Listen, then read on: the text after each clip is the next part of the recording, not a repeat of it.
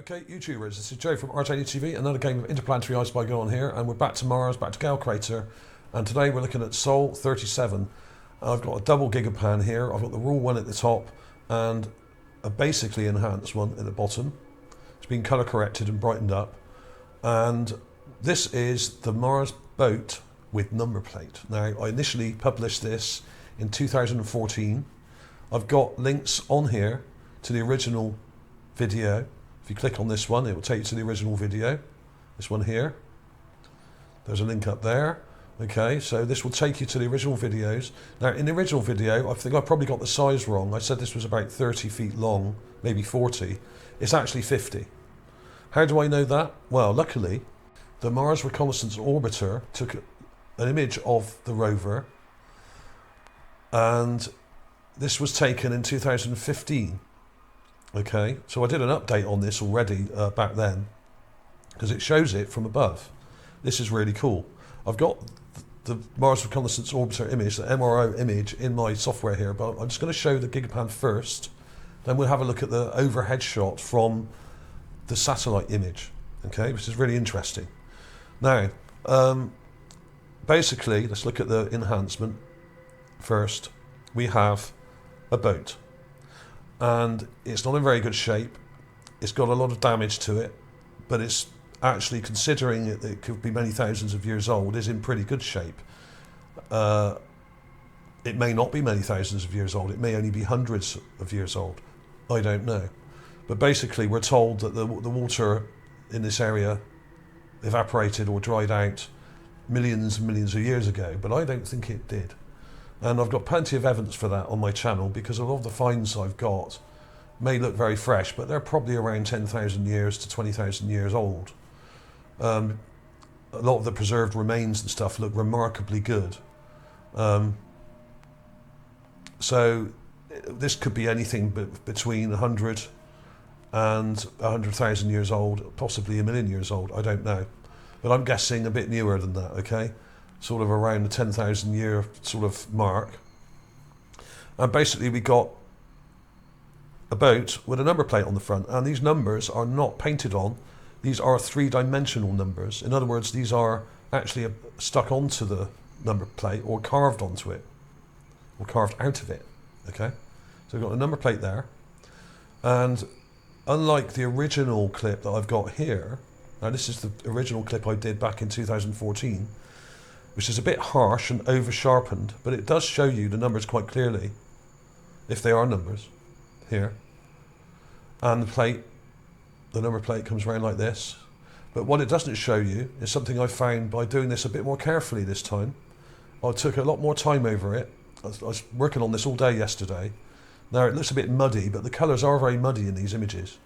But basically, I've noticed this time, by being a bit more careful with it, that there's a round object attached to the front of the boat here, which may be a winch or something, or a light, or who knows what that is. It may even be for mooring it to a dock side, like I don't know what you call that, like a mooring kind of loop or something like that. Okay. Now, interestingly enough, if you look over here, there is what looks like a mooring. And I'll show you this in context in a second. This, I thought initially, was another boat, but buried just here. You see the top of it here, and the front or back here, and the front or back there. I don't know which way this is orientated, and it's not very clear, but what there is on here, which I've managed to drag out of this detail, are what looks like some kind of chain or loop hanging over the side of this thing. So it's got parts hanging over with what is possibly a mooring loop, like a metal ring, iron perhaps, okay?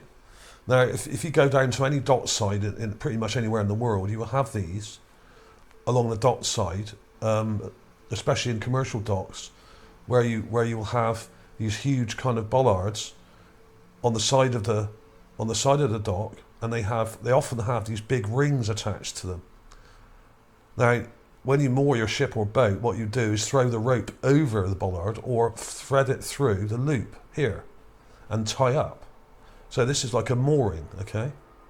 And if I show you the actual enhanced image here, the basically enhanced one. We've got the boat here. Now, you don't have to enhance this to see those numbers, right? This is enhanced. Let me show actually, I'll show the raw version here. Now, if you let your eyes adjust, you can see the 2, the 9, and the S shapes there. I'm not saying that's what they are, but they're shaped like that, okay? I'm just using that as a reference. You can see the 29S, and you can see the boat, even in the raw image. It's very muddy, it's not very clear. The orange filter has done its best to camouflage everything in this area, as it always does, but all you have to do is colour correct the image, like this one. I use fade correction, set to number 1 in my software, and that instantly clears it up, and then you can just play with the contrast until you get some more clarity out of it. And that's all I've done here. You can see it quite clearly, 29S, and there's the boat. Now, the boat actually isn't this long, it's longer. It comes right over to about here somewhere, but the back end of it is very vague. You really need to push the contrast to see it, but it is there. The back end of it, for some reason, looks like it's either been obfuscated or it's just the way the light's hitting it differently there, because this is kind of buckled. And if you look at the other enhancement I've got here, you can see this buckle here. It's been kind of bent, and the back end is much lighter for some reason because it's at an angle and catching the sun at a different angle. So the shadows are heavier on the front section here and lighter on the back section because it's partially broken and collapsed. In the MRO image here, I've worked out the exact size, and now there will be links to this below, by the way, in the description, okay? I've worked out the size of this. Now, this area here is Gale Crater. This is the same spot, right?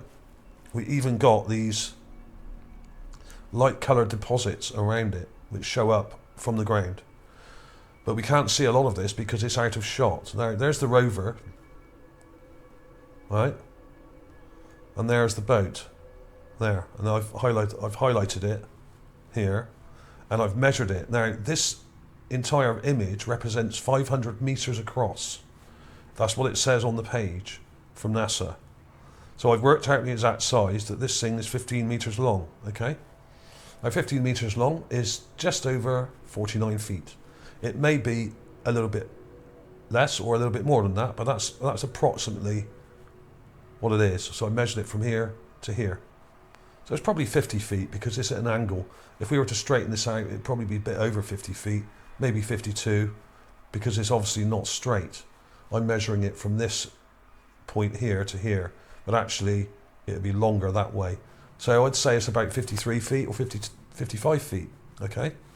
Something in that region, give or take a foot or two, okay? So, I mean, that's a pretty accurate measurement, and you're not going to get a lot more accurate than that by looking at these aerial shots, because they are not exact measurements they've given us. They are approximate to start with. But I did work it out quite carefully, and I even looked up and converted it into feet here from 15 meters. It's probably more like 16 meters, which will take it over. Let's go to 16. What will that make it? Yeah, 52 and a half feet. That's probably more like the actual measurement. So that's what I'm going to put in the description. Now, on the original videos, I said I think it was 30 or 40 feet long. So I was out a bit, but not bad considering. I only worked that out just by judgment rather than measuring it exactly, okay? So that wasn't too bad for an estimation. So there will be links to these other videos. So that was it, really. I mean, basically what I'm trying to show you here is how clear it is to see without even doing anything to the image. And even in the raw image here, you can see, once you've seen it, you can actually see the shape of it here, the front coming out here. You've got this big rocky outcrop here that it's kind of crashed into, and the front end is kind of crushed in a bit, the bow, and the stern is very vague, but you can see this lighter bit coming to here and then coming down to here. And there's some other details back here which may also be part of it that we can't see very well, but it looks more like something else behind it, okay? And if we go to the enhanced one down here, let's see what else. It's a very different luminosity here, so I don't think that is joined, this thing here. I think that's a butte, or possibly another boat behind it. But it's very, very vague, And this one comes to about here. You can see like a curve coming down and the back end here. And a darker thing there. That may be an engine, this darker part, but I couldn't really make it out in the image. It's very pale and pasty, unfortunately. So I've only really enhanced the front end, or the main part of the boat, which is from here to about here, as you can see, right? So this is the problem when you have low quality images from NASA.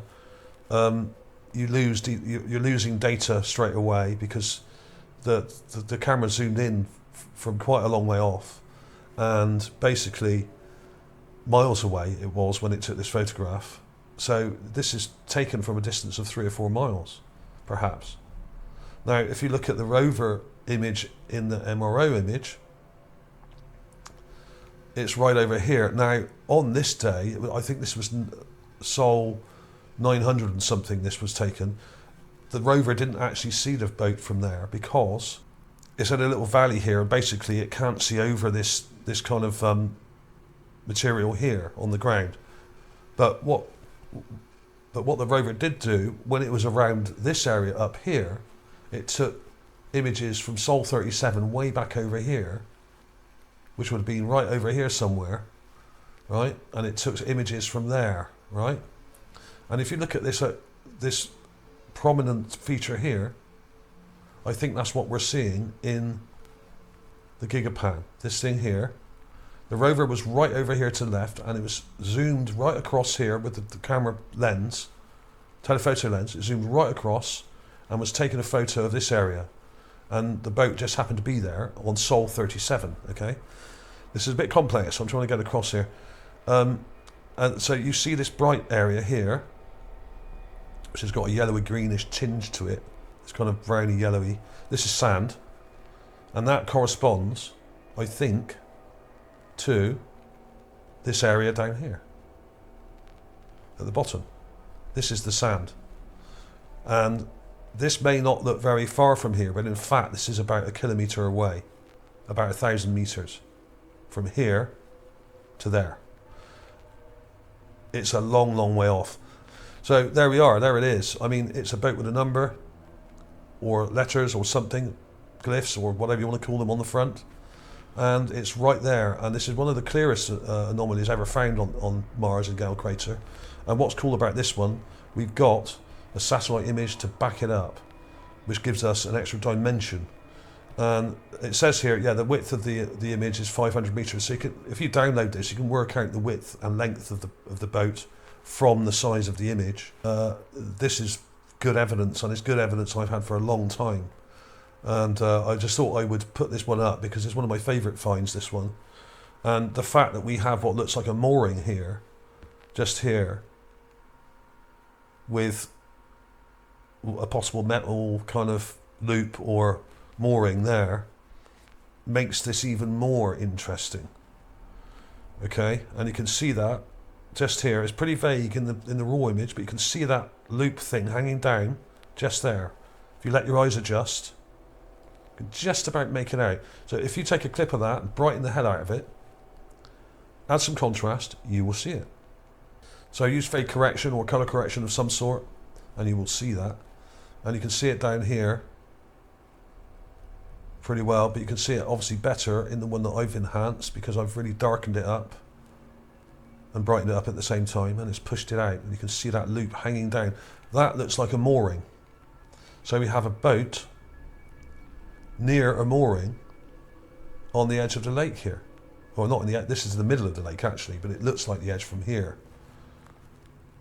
It doesn't look very far away, but this is a long way from this pile of rocks here to there. So that's quite a long way off. And the Rover, when it took the Sol 37 image, was right back here somewhere, over here, in this area.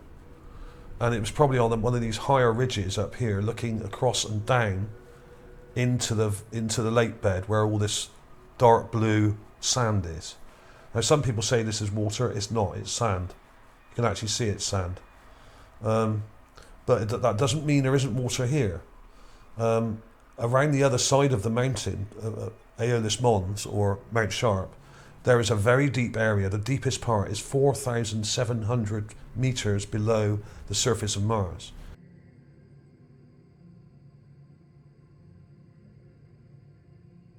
This area is about 4,500 meters below.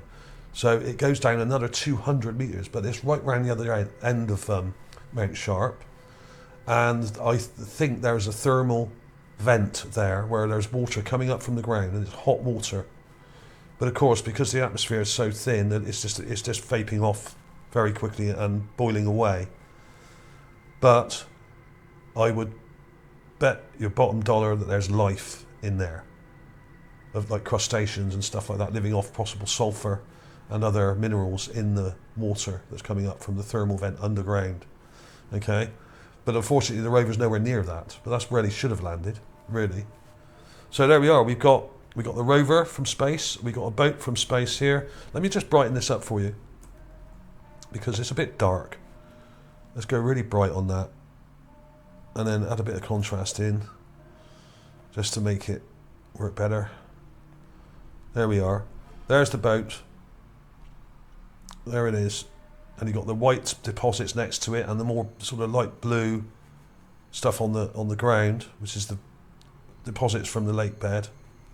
And then we've got a rover over here, but it didn't take the photo on that day because these ridges were in the way.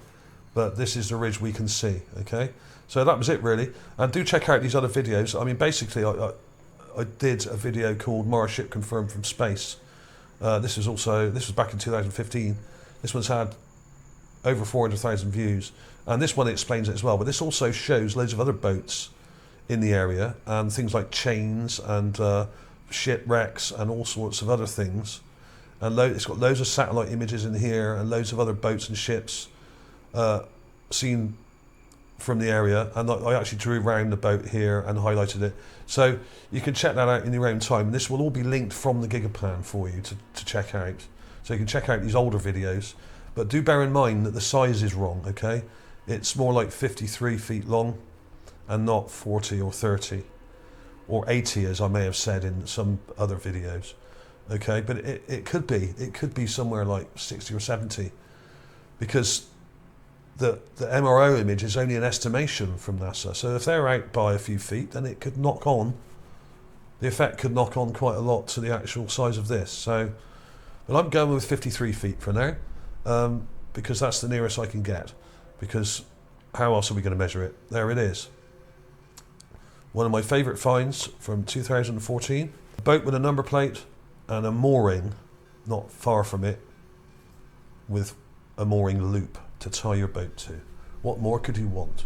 Thanks for watching, everybody. Please like and subscribe if you haven't already. Do check out the links to the main Gigapan page. There's loads more of these to look at, and they've all got nice enhancements. A lot of them are new enhancements I've done, and lots of links to videos and other images and stuff like that as well. And you can get the raw images by clicking up here. This will take you to the raw images where it says Caltech here, okay? So you can download the raw images yourself, and you can check this out. It's all above board, legally linked to all the stuff, has all the right attributions to NASA and everyone else, and is all cross-referenced, okay? Not only from the ground, but from space, from outer space. Okay, thanks for watching, everybody. I'll see you soon.